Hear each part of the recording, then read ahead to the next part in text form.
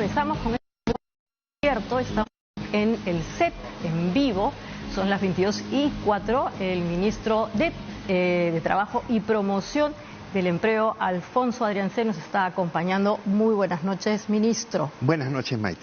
A mí me gusta su ministerio, es Ministerio de Trabajo y Promoción del Empleo. A mí también me gusta mi ministerio. Que es un punto fundamental, porque no solamente se trata de proteger un derecho que es el del trabajo, sino promover el empleo. Y concretamente sobre este asunto de los limpiaparabrisas, de si vamos a empadronarlos, la pregunta es, ¿qué hacemos con tanta migración, más de 1 millón de ciudadanos venezolanos, que todavía no se integran de manera adecuada a la PEA? ¿Qué está haciendo su ministerio para poder ayudarlos a que se integren adecuadamente y no terminen de ser estigmatizados como está pasando actualmente? No solo el ministerio, sino el conjunto del Estado tiene que actuar. Buenas noches, discúlpame. Buenas noches. Sí. También un saludo a todos los televidentes del programa. No solo es nuestro ministerio, sino el conjunto del Estado el que tiene que actuar. Muchos de los migrantes cuentan con títulos profesionales, pero no son reconocidos en el Perú. Otros tienen oficios, pero no hay cómo hacerlos. Entonces, ¿y eso de quién depende? ¿De su ministerio? No. ¿De quién? De distintos factores, ¿no? O sea, Minedu, Sunedu, Migraciones, que también tiene que verificar la condición habilitada de estas personas. Nosotros estamos desde nuestra cancha, por decirlo de esa manera, tratando de actuar de una manera más integral, convocar también a esas otras instituciones y ver el problema en conjunto, de tal manera que podamos atender a estas poblaciones vulnerables, porque no cuentan con sus documentos, no cuentan con facilidades para desarrollar empleos donde realmente tienen capacidades y tienen que migrar a otros. Por eso es que hay muchos profesionales también que se están encontrando en restaurantes, haciendo taxis y otros. Y aquellas otras personas que también han venido pero no cuentan con esas posibilidades, también están ocupándose dentro de la informalidad. Y ese es parte del problema en conjunto. Claro, porque como usted bien ha indicado, ¿a usted le parece que no está bien que se afecte un estilo, un oficio, que es el de los llamados limpiaparabrisas? Porque obviamente tienen que ver con familias que se mantienen de ese sentido, ¿no? Pero al costado está la precarización. Sobre ese tema, ministro, yo sé que es poco el tiempo que usted está en su cartera, pero de todas maneras ya debe tener como una visión panorámica. ¿Qué va a ser su gestión de la precarización? Somos ambiciosos, en el sentido que sí queremos abordar los grandes problemas que tiene el Perú respecto a la política de empleo. Y puedo adelantarte, Maite, de que tenemos un programa que estamos ya en formulación vía Ministerio de Economía y Finanzas, articulando con otros sectores, para de una vez coger el gran problema que tiene el país, que es la informalidad.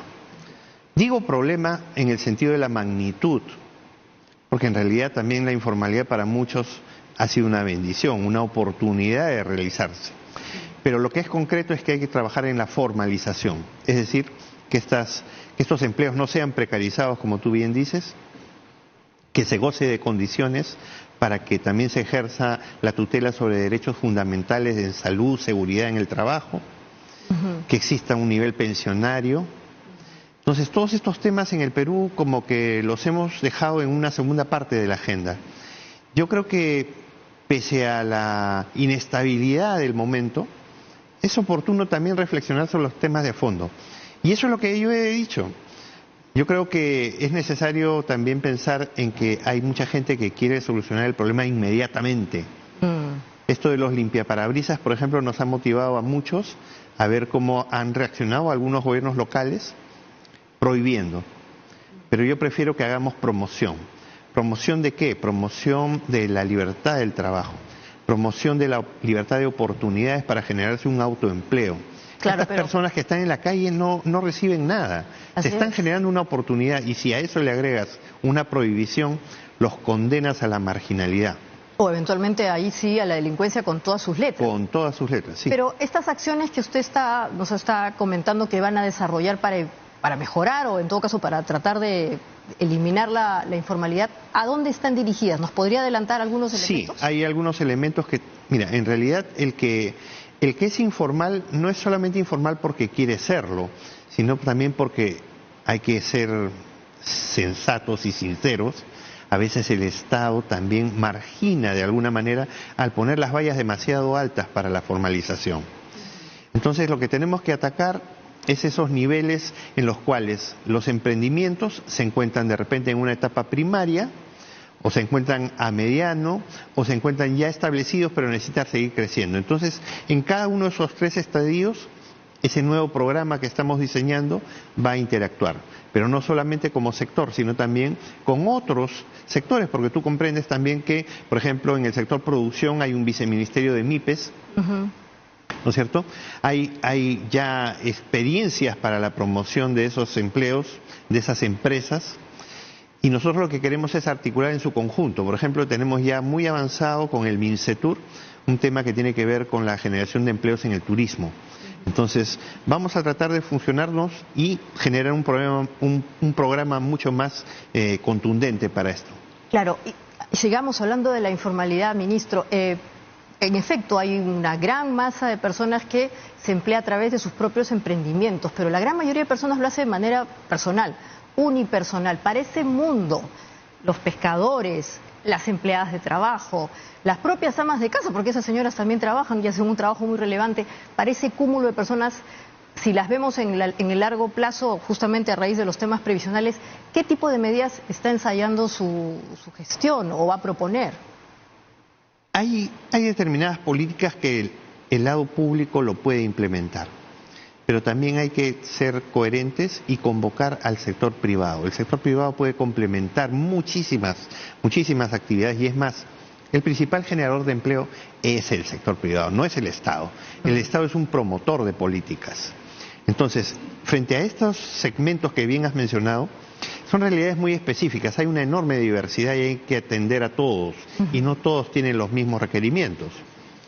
En algunos casos, por ejemplo, proveerles de cuentas de ahorro o cuentas que permitan también generar oportunidad para tener una previsión si es que no pueden ingresar a la formalidad de las AFPs, por ejemplo. Eso podría ocurrir con estos segmentos que me has mencionado, pero también oportunidades de tener capital semilla para crecer en emprendimientos. Es cuestión de aglutinar a todos los esfuerzos y darle una coherencia. Hacia eso apuntamos. Y ya que estamos hablando de sectores específicos, tenemos todo el asunto de la carrera pública, que lamentablemente vemos cómo hay que decir las cosas como son, se ha destruido, de alguna manera se ha deteriorado mucho en los últimos meses, y particularmente el Congreso es un espacio en donde estamos viendo que hay muchísima sensibilidad, porque pareciese que hay demasiados trabajadores en condiciones de, digamos, puestos de confianza o tercerizados, y entonces aparecen estas situaciones tan particulares que ya están lindando con lo delictivo.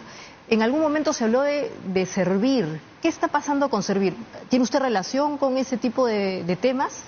Bueno, yo en lo personal te comento, Maite, yo he trabajado 8 años en el Congreso. Entonces conozco un poquito el monstruo por dentro también. Perfecto.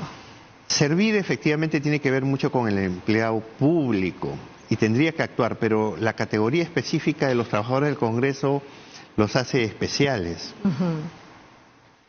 Hay una organización parlamentaria y un servicio parlamentario. La mayoría de los problemas están ocurriendo en los trabajadores que pertenecen, digamos así, a la esfera inmediata de los congresistas. Aquellos que trabajan en los despachos o que bajo la norma que ellos determinan que se les contrate, pasan a las comisiones. Ahí es donde está el problema. Los trabajadores formales del Congreso, digamos los estables, los que trabajan en otras comisiones, en las, digamos, en el servicio parlamentario mismo, que están haciendo carrera, ¿no es cierto? Sí, los que hacen carrera, con ellos no hay ese tipo de disquisiciones.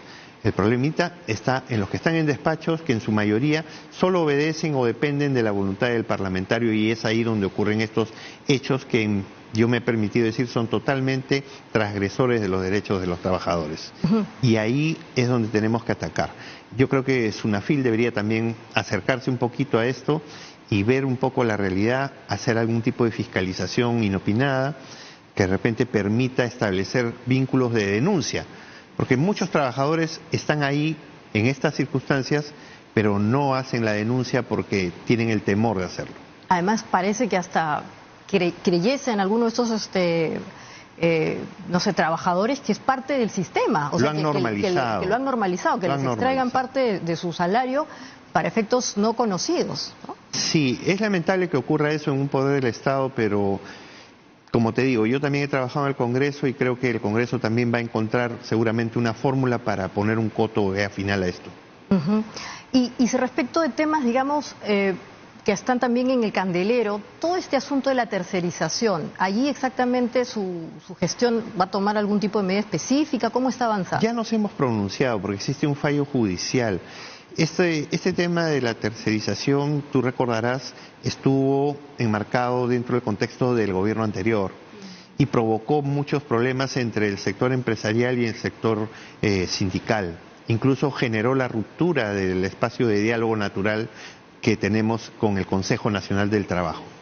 Lo que nosotros estamos haciendo es que estos temas que ya están judicializados continúen ahí y que se agoten las instancias y se resuelva por la vía esa controversia. Paralelamente, estamos construyendo con cada una de las entidades que conformaban el Consejo Nacional del Trabajo espacios bilaterales de diálogo. Cuando yo llegué al ministerio dije que quería hacer una agenda laboral para la paz social. Tú recordarás ese contexto en el mes de enero, convulsionado, pero tenemos diálogo y tenemos la voluntad de también vivir en una sociedad pacífica. Y donde hay oportunidades de trabajo. Las oportunidades de trabajo se ha destruido. Sí. ¿Cómo se va a promover también la inversión? O sea, porque ahí también tiene que haber un trabajo conjunto entre el Ministerio de Economía y el sector que usted lidera. Sí, pero básicamente con los sectores que promueven y que generan el empleo. Nos hemos reunido con todos ellos, con Cámara de Comercio de Lima, con CONFIEP, con Sociedad de Industrias, con ADEX. Hemos establecido vínculos para generar de cohesión. Yo he estado en Piura, por ejemplo, con los 50 años de ADEX, enormes coincidencias. Cámara de Comercio también tiene una serie de propuestas que tienen mucho de lo que ya nosotros veníamos avanzando. Entonces, no generemos, digamos, sino busquemos conservar. Claro, y además, ya que está hablando de Piura, mañana, o sea, en la noche se ha anunciado claro sobre el transporte, en fin, están con muchos descontentos por el tema climático. Al respecto, ¿ya han tomado un tipo de acción o eventualmente acercamiento para justamente decirles que hay que tener un principio de lógica para no evitar que se desborde todo, ¿no? A ver, vamos a contextualizar todo esto. El gabinete ni bien estuvo ya declarada la emergencia. Más de 4 o 5 ministros han estado en la zona norte, ellos mismos conduciendo acciones. La presidenta también viajó. Producto de eso ha habido un estado de remediación. Nosotros lo dijimos, lo dijo el Ministerio de Economía y Finanzas, habían presupuestos que no eran ejecutados por los gobiernos locales ni los gobiernos regionales.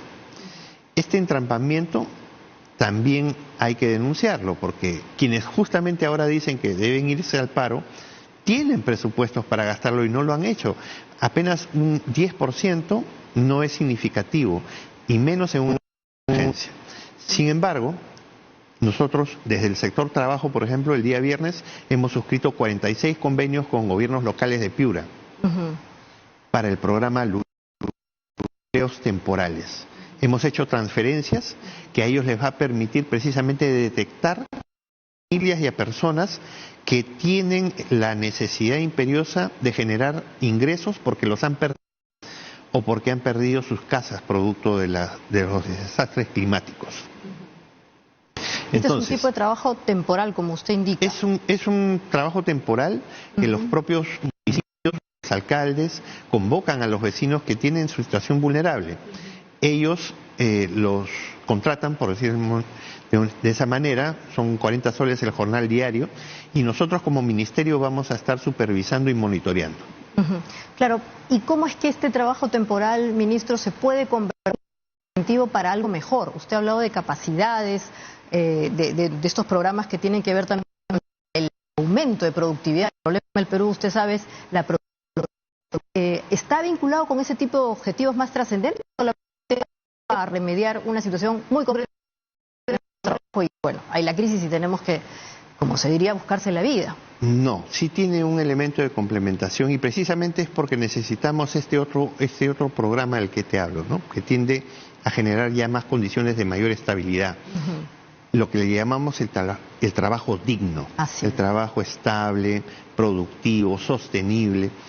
Pero un punto de inicio es recuperar la economía familiar, porque incluso eso les va a permitir no solamente subsistencia, sino también, de repente, con suerte, ser el punto de partida de nuevos emprendimientos. Así es.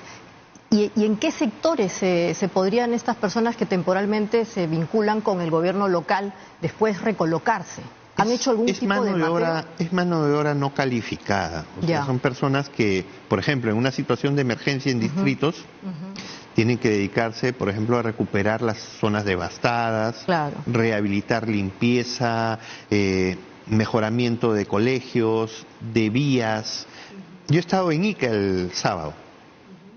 Estuve en Tate, en el distrito de Subtanjaya, y en el distrito de Salas. Salas se hizo muy popular en el verano, a inicios del verano, porque era el barrio chino. Esa zona que habían los bloqueos de carreteras. Ahí donde habían bloqueos de carretera, ahora mucha de esa gente está en Lurahui, Perú, que es nuestro programa de empleos temporales. Entonces es todo un símbolo, que ahí donde hubo incertidumbre ahora hay empleo. Claro, pero le preguntaba, ¿y es posible que estas personas con algún tipo de programa de capacitación puedan después tener empleo digno, como usted dice? O sea, ese eslabón está también planteado, ¿cómo se produce? Ese enlace es el que queremos afianzar con un programa que atiende y que busca la formalización, o sea, la necesidad de contar con empleos mucho más sostenibles. Por ahora, el Ministerio cuenta también ya con servicios de orientación para la formalidad, pero no en la intensidad de lo que queremos hacer. Tenemos los centros de empleo, por ejemplo.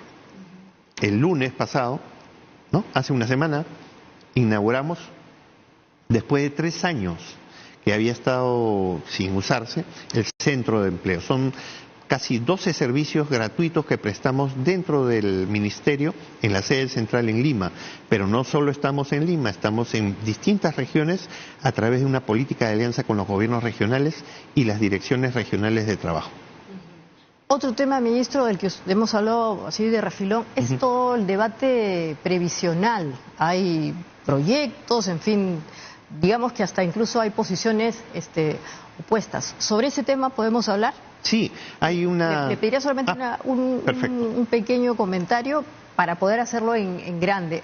¿El Ministerio ya tiene una posición sobre este tema o va a intervenir? Viene trabajando con el Ministerio de Economía y Finanzas y otros sectores involucrados en el tema económico, ya una propuesta. Perfecto. Los alcances aún no se van a ser públicos porque se está llegándose a consensos también con los agentes económicos. Pero tal vez nos puede dar un brochazo general después de la pausa. Sí, algo haremos. Perfecto. Entonces no se vayan, amigos, vamos a volver con Diálogo Abierto después de este corte.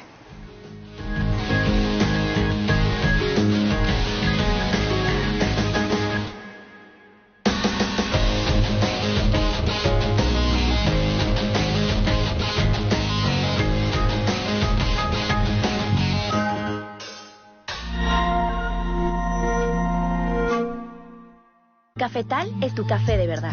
Por eso ahora te presentamos el nuevo Cafetal instantáneo, con ese sabor intenso, gran aroma y solo Cafetal te puede dar. Sea con leche para arrancar el día o con agua para continuarlo. Con azúcar o si lo tomas en el camino. Prueba el nuevo Cafetal instantáneo y con toda la experiencia de Cafetal, pues ten un delicioso café al instante. Cafetal, tu café de verdad. Vecina, ¿qué detergente llevas tú? Marsella, pues vecina, porque con su espuma activa tu lavaza dura bastante y deja tu ropa impecable y con un aroma delicioso. Lo bueno se comparte. Marsella es verdadera limpieza y aroma para tu ropa. Compruébalo tú misma.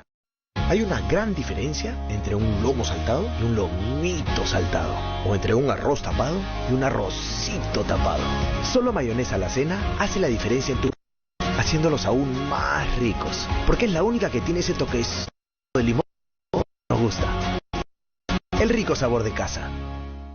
Que esta vuelta a clases la hagan con todas las ganas que les dan una buena nutrición. Y los increíbles sabores de Cereales Ángel. Con Cereales Ángel, qué rico es crecer. Prueba los nuevos Ángel Viver, sabor fresa y arándanos y sabor manzana y plátano. ¿Qué tal si convertimos cualquier momento en algo mejor? Un momento Don Vittorio. Transforma tus comidas y transforma tu día con unos fideos incomparables. Al dente, perfectos. Transforma tu día con Don Vittorio y disfrútalos ahora por solo 4 soles. Caseros, ¿me da un sobre de refresco sabor a naranja? ¿Otra vez sabor a naranja? ¿Otra vez sabor a naranja? ¿Otra vez sabor a naranja? No les des lo mismo. Sorpréndelos con UMSHA y su diversidad de sabores tan ricos como el Perú, como su nuevo sabor a naracuyá, de naranja y maracuyá. Refrescos UMSHA, únicos como nosotros. UMSHA, a solo un sol. Disfruta lo dulce de ser peruano.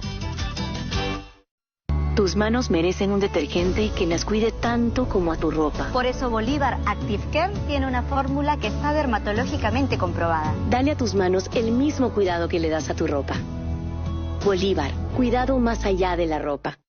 8 de cada 10 peruanos padecen de coleccionismo compulsivo vinagretero. Esto se acabó, porque llegaron las nuevas vinagretas mostaza con pimienta y pollera de Alacena. El sabor que buscabas para hacer tus ensaladas más ricas. Alacena, el rico sabor de casa. Estamos viendo Hawashanchis. Diálogo abierto.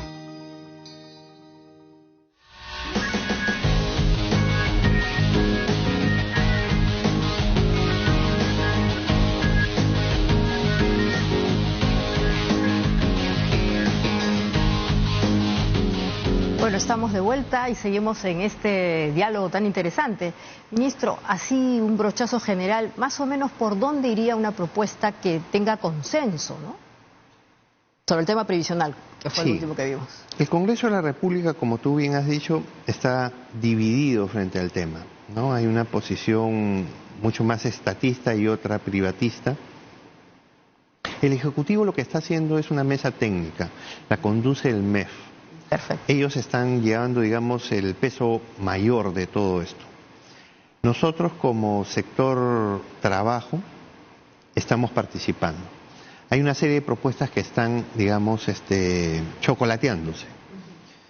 Algunas tienen que ver con niveles promocionales para que exista incentivo en la generación de lo que es el sistema previsional.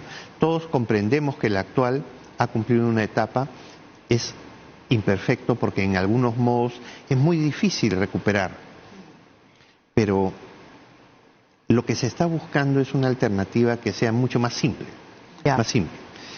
Una de las alternativas, tú me has pedido que te adelante. Un brochazo así. Una de las alternativas tendría que ver con el tema del IGB, por ejemplo. Claro, como incentivo. Como un incentivo de formalización, además, ¿no? Así es. Hay otras ideas que están ahí, pero todavía no está aterrizado, esto no es oficial. Por ejemplo, cuando tú realizas una compra, ¿no es cierto? Una compra y se deriva un porcentaje de esa compra para una cuenta específica tuya. Es decir, incentivamos también comprar formal, ¿correcto?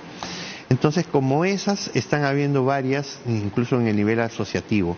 No se quiere romper tampoco el actual espacio. O sea, hay que por eso buscar cómo se fortalece y cómo acceden más personas al sistema. Perfecto. Y el otro gran tema también tiene que ver con cómo impulsamos también la formalización del empleo propiamente, o sea, cómo mejoramos también condiciones. ¿Sobre ese tema hay algún tipo de medidas? Nosotros, en lo que es generación de empleo, hemos hecho un pequeño, digamos, aporte. El teletrabajo. El teletrabajo era una ley que ya estaba en el Congreso, pero no se había reglamentado y estuvo buen tiempo sin reglamentar. Algunos querían maximizar esto, cargarle todo a la empresa. Otros buscaban dejarlo más o menos hacia el otro lado, ¿no? Con los pesos específicos al empleado. Nosotros hemos buscado mecanismos y hemos hecho un reglamento que equipara las posibilidades. y que permite que ambas partes consensúen. Tenemos mucha expectativa en el teletrabajo. Tú misma eres una tecnóloga, por decirlo de alguna manera, ¿no es cierto? Lo promuevo. Así es, promueves, porque los empleos del futuro apuntan a eso. En 25 años, todo lo que existe hoy va a verse transformado en términos laborales. Ya vivimos una etapa desde noviembre del año pasado con la inteligencia artificial. Y estas cosas vienen ocurriendo constantemente y van a transformar las relaciones laborales. El teletrabajo, entonces, es un cambio de paradigma, una nueva modalidad sobre la cual van a interactuar muchos peruanos y muchas personas en el mundo.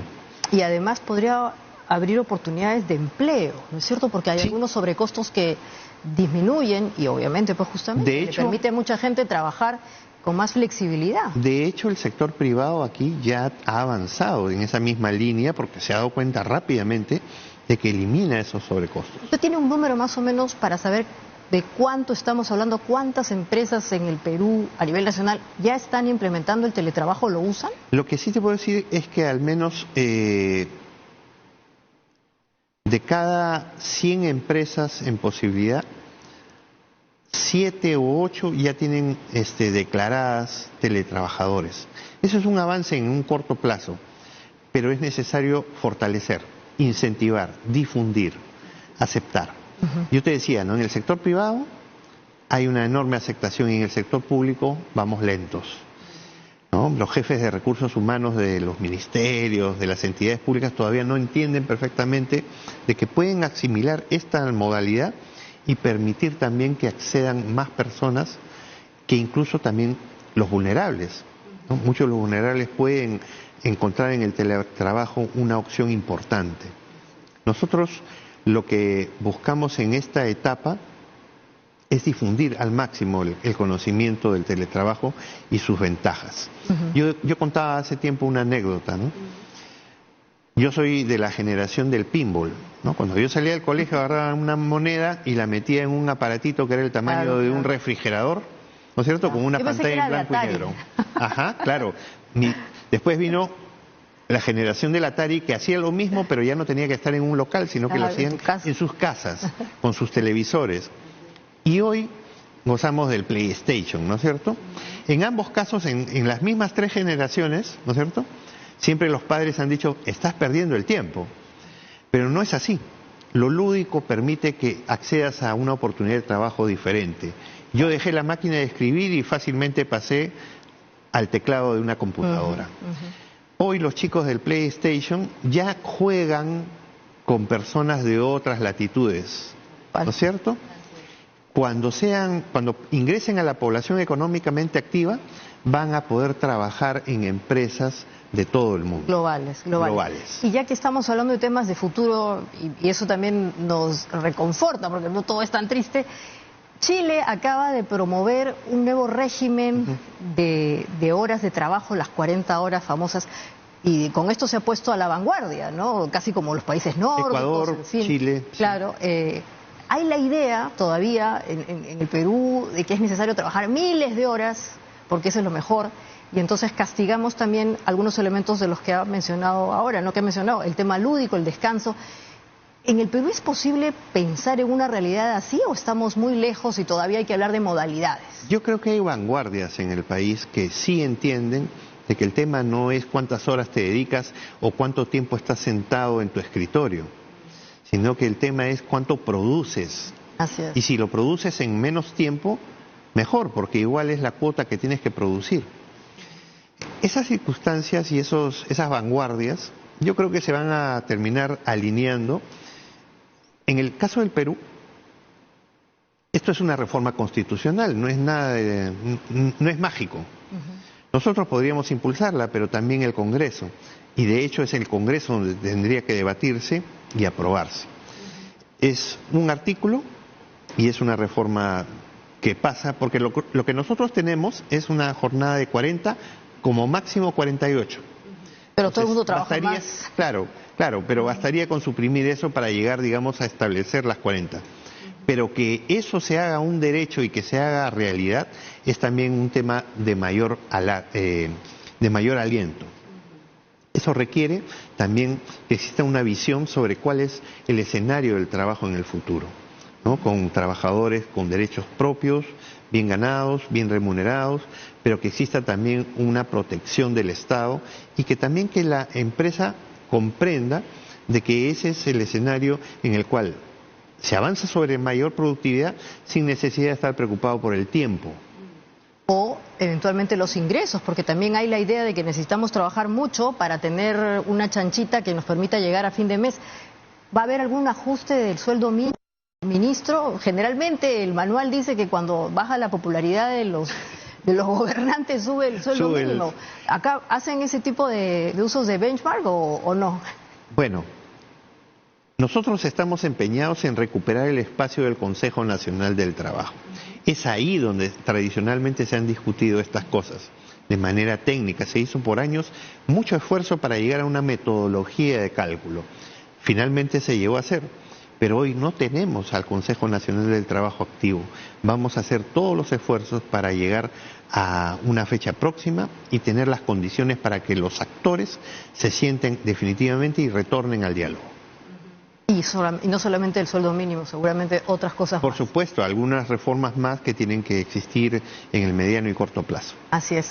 Muchísimas gracias, ministro Alfonso Adriancén, por esta charla. Creo que ha sido bastante instructiva y también nos ha dejado elementos de futuro que es importante también en pleno siglo XXI empezar a ver.